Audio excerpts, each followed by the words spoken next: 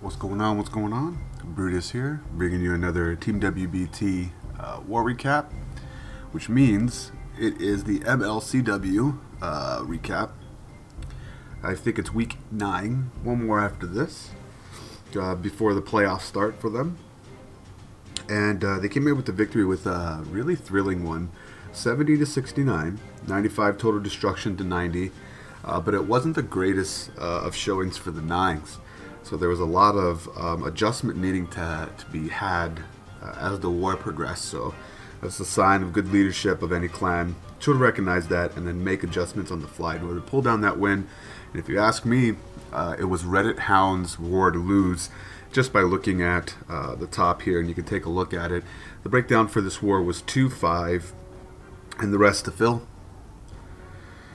So what Reddit Hounds did was they doubled the top two 11s, respectively, 54-57.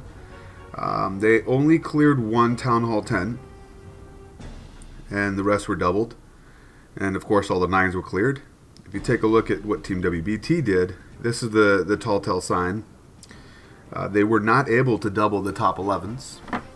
They were, however, able to clear all but one Town Hall 10, and that was the difference maker. And of course, 9s were cleared. So after a very rocky start, if you take a look at how this transpired right here, only one attempt from the 10s on the 11 from Reddit Hounds, so great job there, as opposed to at least 4, and then not abandoning or running out of options for the 11s. And if you take a look at the dip game, that was the difference maker. Perfect for Team WBT. Unfortunately, Reddit Hounds missed 3.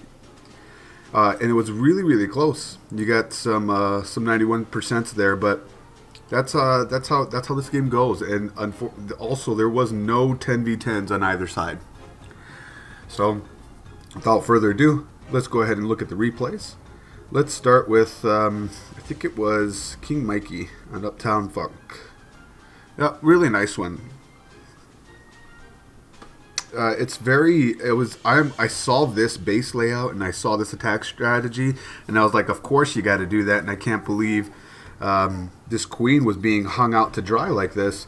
You got the CC over there, but with the queen right here and an air defense, you can get a lot of value for this. You not only are going to get the Suicide Royal, but you're going to get an air defense as well. This day and age, it's almost going to be a cardinal rule because of the buff to loons, because it makes it way too easy to not only get a pivotal air defense, but also get the queen as well. And so with Suicide Royals wins that battle. Pop stability, takes away some time, aka storages, and then continues on her merry way and almost gets a wizard tower as well. Then just goes straight into the teeth of a sweeper, but the haste wins that battle using 4 haste. If you ask me, probably didn't even need 2 rages, but to each their own. You could have even gotten away with even more haste on this and just really overwhelmed this base. But I like the decision not to, because it slows down the loon pathing, and that allows the hound to take more damage, which makes it pop. And you see the heal on the bottom there to sustain through that really scary area where the bow was, as well as the wizard tower, as it gets flanked a little bit by the air defense. But because the loons are kept up, all healthy as get out, they overwhelm the remaining defenses in that queen compartment, and then he just swags out a rage spell as we go to ×2 and just pups for days everywhere. Really nice job, King Mikey. Perfect strategy for this base. Can't leave that queen out to dry, and he took full advantage of it. Back out of here, I got 2 more to show. Some really interesting ones, I might add. Contract Killer. So take a look at this. What I mean by interesting is watch the AI stuff of this. So, or even the approaches. Really, I thought some of these approaches were quite elaborate, and I'm not sure they needed to be that, but you know, that's what's so beautiful about the game and why you get on TeamSpeak and talk with your clanmates, is that you may see something that somebody else doesn't. And so that's pretty much what the theme I got by looking at some of these replays.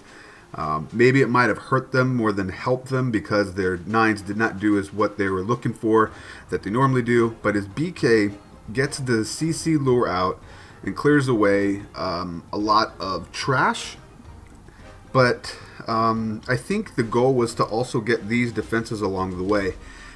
Didn't quite get that. And then starts to queen walk late, which I thought was interesting because usually you almost always start your queen walk first. But on this layout, BK first, clears away some pathing and funneling, and then also supports his queen charge here. A couple of wall breakers. I believe he did want to go into this compartment, but because there were structures in the right compartment here, they obviously took a left for Albuquerque.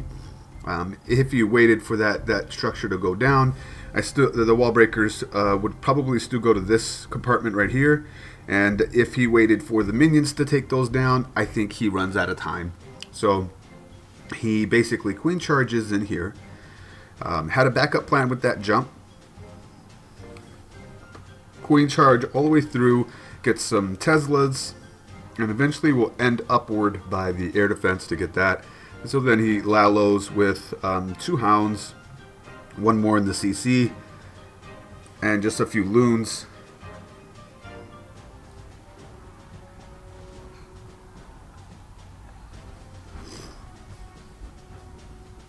Nice job. No spells. Basically all the spells were used on the queen charge itself. Queen is locked onto this Hound. Minions from the back end get that. I believe this might be considered a TDH, is what some people are calling it, but really nice attack.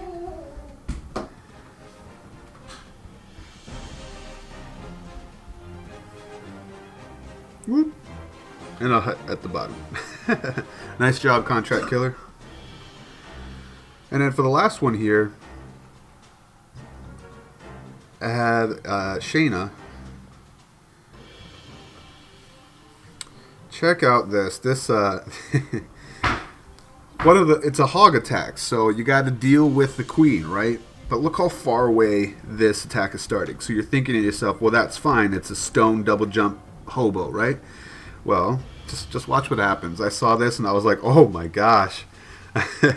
This guy definitely was taking deep breaths afterwards, like, you know, kind of luck on his side on this. So stoned entry, really nice. Funnel is beautiful. Everybody goes into the party. The rage goes down, and just the bounce of the bowlers just creates even better wide funnel of this. As you can see, that's going on right here. Gains access all the way to the queen. For the most part, even there's the bowlers coming back in. Everyone heading for the queen, but the double Valkyrie, baby dragon, BK, a part of that mixture, and the queen, they just basically come up like Gandalf and say, "You shall not pass," and just stomp out any ability for that queen to go down. And the queen stays up. And at this point, I was thinking, and he's like, oh, he probably was like stay according to plan, sending in his hogs. The golem is still sitting there. And so the late hogs coming in. No heal for them. But because the story really is the queen is staying up, working on some golemites. I'll back out a little bit so you can see what happened. Still has the queen ability in hand, and that's what saved this raid. Pops that ability off. Down goes down the queen, and he's safe to clearing everything. I mean, talk about a perfectly imperfect raid right there.